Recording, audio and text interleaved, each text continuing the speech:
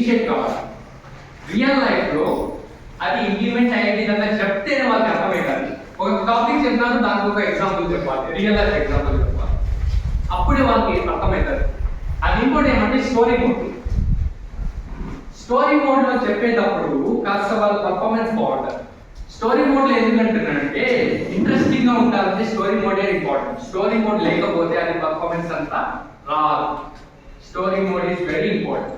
వాళ్ళతో బాగా interactive mode ఉండాలంటే వాళ్ళకి ఎప్పుడైనా కూడా స్టోరీ మోడ్లో చెప్పేటప్పుడు ఆ కాన్సెప్ట్ కూడా బాగా నాటుకుపోతుంది. ఇంటరాక్టివిటీ జస్ట్ లైక్ కొన్ని క్వశ్చన్స్ అడిగినప్పుడు మీరు రెస్పాండ్ అవుతున్నారు కాబట్టి సేమ్ యాజ్ యూజువల్ టీచర్గా మీరు ఒక కాన్సెప్ట్ ఎక్స్ప్లెయిన్ చేసినప్పుడు వాళ్ళతో ఇంటరాక్టివ్ మోడ్లో ఉండాలి. అప్పుడే పర్ఫార్మెన్స్. ఇవన్నీ మీకు తెలుసు, you already know this things, but we have to initiate this. అదేవిధంగా స్టార్ట్ విత్ బేసిక్స్. వాళ్ళకి హై లెవెల్ కాన్సెప్ట్స్ అంటే ఇప్పుడు 9th class students 10th class వాళ్ళు ఉన్నారు, 10th క్లాస్ వాళ్ళు లేదా 9th or 8th క్లాస్ వాళ్ళు ఉన్నారు. వాళ్ళ బేసిక్ నాలెడ్జ్ ఉందో లేదో తెలియదు. అలాంటప్పుడు బేసిక్స్ నుంచే వాళ్ళకి స్టార్ట్ చేయాలి. సపోజ్ అతను మల్టిప్లికేషన్ తెలియదు, సో ఫస్ట్ అడిషన్స్ గురించి తెలుసుకోవాలి. అదే అడిషన్ టీచ్ చేసిన తర్వాత మల్టిప్లికేషన్ చెప్పాలి. సో ఇవన్నీ చాలా ఇంపార్టెంట్. నెక్స్ట్ వచ్చేసి visual mode. More over visual మోడ్లో వాళ్ళకి చూపించినప్పుడే వాళ్ళకి బ్రెయిన్కి బాగా ఎక్కుతుంది.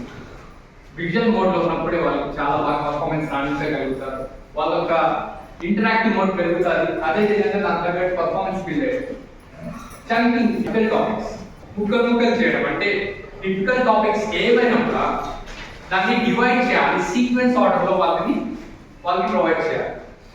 సో కొన్ని టెక్నిక్స్ యూజ్ చేయొచ్చు. సపోజ్ ఒక సబ్జెక్ట్ ఉంది, సపోజ్ తెలుగు అనుకోండి, Hindi, English, maths, science, social ఏదైనా కూడా సబ్జెక్ట్ని ఆ బుక్ మొత్తానికి ఒక షీట్లో తయారు చేయాలి.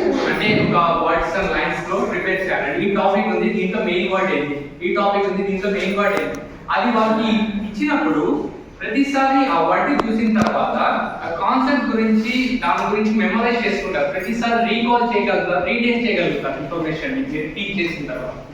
So we have to implement అంటే ఒక షీట్ అయితే ప్రిపేర్ చేసుకోవాలి.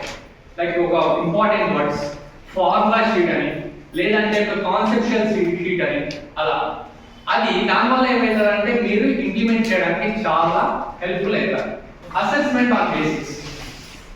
ఒక అబ్బాయి బేసిక్ నాలెడ్జ్ ఎంత ఉందని తెలియదు. అంటే యూజువల్ ఇప్పుడు first class, 7th class, 3rd class, 4th class వాళ్ళకి బేసిక్ నాలెడ్జ్ పెట్టడానికి వాళ్ళకి సబ్జెక్ట్స్ టీచ్ చేస్తున్నాం. కానీ అంటే ఎప్పుడైతే నెక్స్ట్ అకాడమిక్ ఇయర్కి వెళ్తారో అప్పుడు వాళ్ళకి బేసిక్ నాలెడ్జ్ ఎంత తెలియదు. బికాస్ యాన్యువల్ ఎగ్జామ్ వరకు బాగా కష్టపడి ప్రిపేర్ అవుతారు, పట్టి కొట్టేనా లేదంటే ఏదో ఒకటి చేసినా ప్రిపేర్ అవుతుంటారు. కానీ బేసిక్ నాలెడ్జ్ 2 months తర్వాత అంటే సమ్మర్ హాలిడేస్ తర్వాత ఎంత ఉంటుందో తెలియదు. ఎందుకంటే 2 months మర్చిపోయి ఉంటారు. మేబీ వాళ్ళు పట్టి కొట్టిండొచ్చు, లేదంటే వాళ్ళు వేరే డిస్ట్రాక్ట్ మోడ్లో వెళ్ళిండొచ్చు. అలా జరుగుతారు. ఎందుకంటే హాలిడేస్ వచ్చిన తర్వాత వచ్చేసి 0 మైండ్తో ఉంటారు, స్టార్ట్ చేస్తారు. ఇదైతే వాస్తవం. సో అలాంటప్పుడు ఏం చేయాల్సి వస్తుంది? వాళ్ళకి బేసిక్ నాలెడ్జ్ ఉంటేనే కదా వాళ్ళు అడ్వాన్స్ నేర్చుకోగలుగుతారు ప్రతి ఒక్కరు. సో దానికోసం ఏం చేయాలి? Conducting an exams on basics at the start of the academic year. 7th class కి వస్తున్నాడు అబ్బాయి అంటే 1 to 6th క్లాస్ లో ఉన్న మెయిన్ కాన్సెప్ట్స్ ఒక క్వశ్చన్స్ తయారు చేసి అతనికి ఎగ్జామ్ కండక్ట్ చేయాలి. ప్రతి ఇయర్ కండక్ట్ చేయాలి. 7th క్లాస్ నుంచి 8th క్లాస్ వెళ్తున్నాడు. 7th క్లాస్ లో ఉన్న కాన్సెప్ట్స్, బేసిక్ కాన్సెప్ట్స్ అవన్నీ దాని 8th క్లాస్ లో అతను రాయాలి. స్టార్టింగ్ లో 1 to 7th క్లాస్ లో మెయిన్ థింగ్స్ అంటే ఇన్డెప్త్ గా బేసిక్ నాలెడ్జ్ ఉంటుంది. దానివల్ల ఏమవుతారంటే అండర్స్టాండింగ్ లెవెల్ అనేది తెలుస్తారు.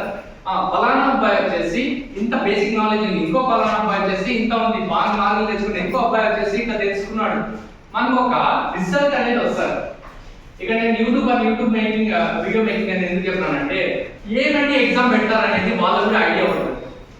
సపోజ్ ఎగ్జామ్ కండక్ట్ చేస్తున్నారు, ఓకే, కానీ ఒకవేళ వాళ్ళు ఎగ్జామ్ కి అంటే చాలా మంది ఏమంటే ఎగ్జామ్ కోసం ఏం కావాలి అది ప్రిపేర్ అవుదాం అనుకుంటారు. డైరెక్ట్ పోయి బేసిక్స్ ఏదో ఎగ్జామ్ పెట్టేస్తారు, దాంట్లో పర్ఫార్మెన్స్ వస్తారో రాదని తెలుసు. అలాంటప్పుడే మనం ఒక యూట్యూబ్ వీడియోస్ ని తయారు చేసి పెట్టాలి. డిపార్ట్మెంట్స్ ఉంటాయి, సైన్స్ ఉంటుంది, మ్యాథ్స్ ఉంటుంది, లేకపోతే అదర్ ఎన్ఎస్ కావచ్చు, ఫిజిక్స్ కావచ్చు, Telugu, Hindi, social, English. So ఇటువంటి అన్ని సబ్జెక్ట్స్ ఉన్నాయి.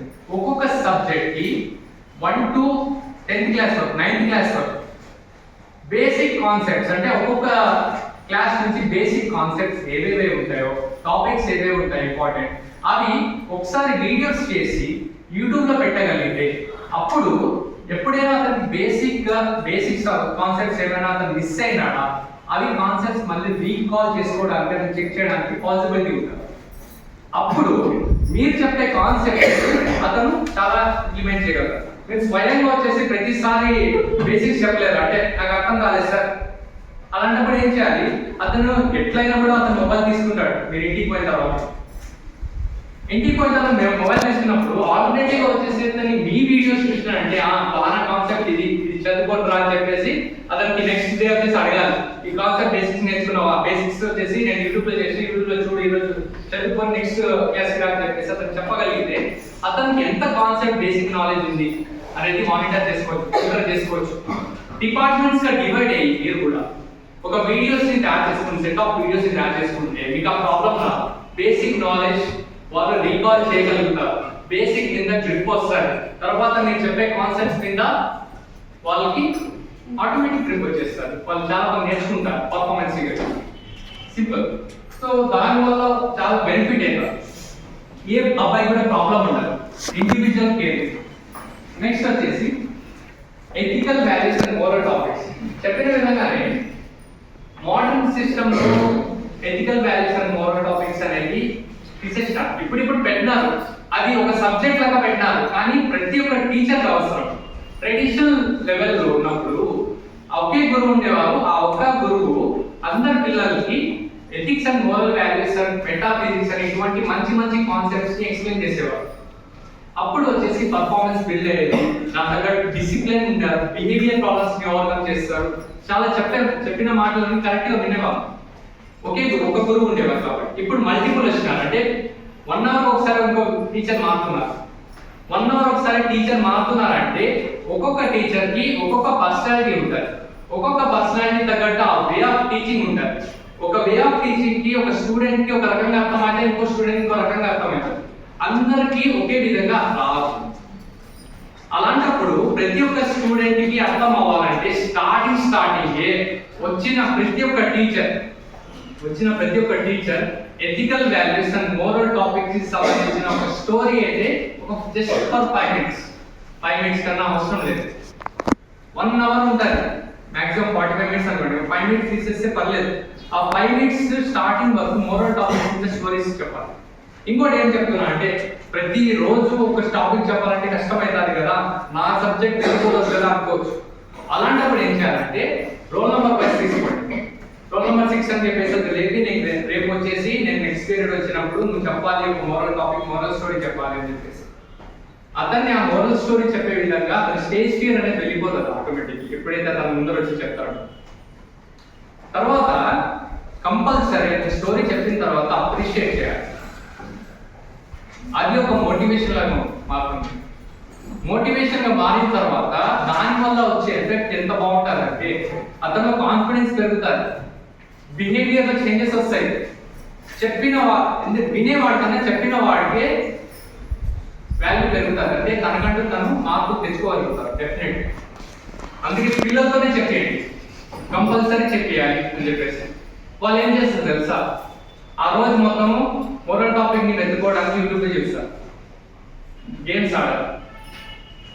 సింపుల్. ఆల్టర్నేటివ్ గా వాళ్ళకి మార్చచ్చు. ఇంట్లో కూడా వాళ్ళ బిహేవియర్ కావచ్చు ఏదైనా కావచ్చు వాళ్ళు బాగా నేర్చుకుంటారు, పేరెంట్స్ కూడా డిస్కస్ చేస్తారు టాపిక్స్ చెప్పమని చెప్పి. మనం అన్ని అవాయిడ్ చేయొచ్చు.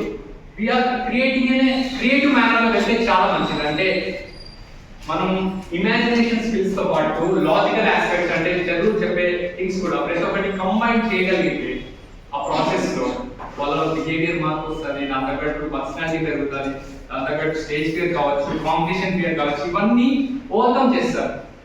అంటే 8 పీరియడ్స్ అంటే 8 స్టూడెంట్స్ ఉంటారు అదే క్లాస్ నుంచి. ఆ 8 స్టూడెంట్స్ వచ్చేసి కంపల్సరీ ఆ పీరియడ్ లో ఫస్ట్ 5 మినిట్స్ ఆ స్టోరీ చెప్పాలి, తర్వాత కాన్సెప్ట్ స్టార్ట్ చేయండి. దీనివల్ల ఏమైందంటే స్టార్టింగ్ స్టోరీ విన్నప్పుడు వాళ్ళ డోపమైన్ లెవెల్ పెరుగుతారు, యాక్టివ్ గా ఉంటారు, యాక్టివ్ లిజన్ అవుతారు. యాక్టివ్ గా ఉన్నప్పుడు తర్వాత వాళ్ళు మీకు చెప్పే కాన్సెప్ట్స్ ప్రతి ఒక్కటి కంక్లూజన్ కూడా మీరే ఇవ్వచ్చు.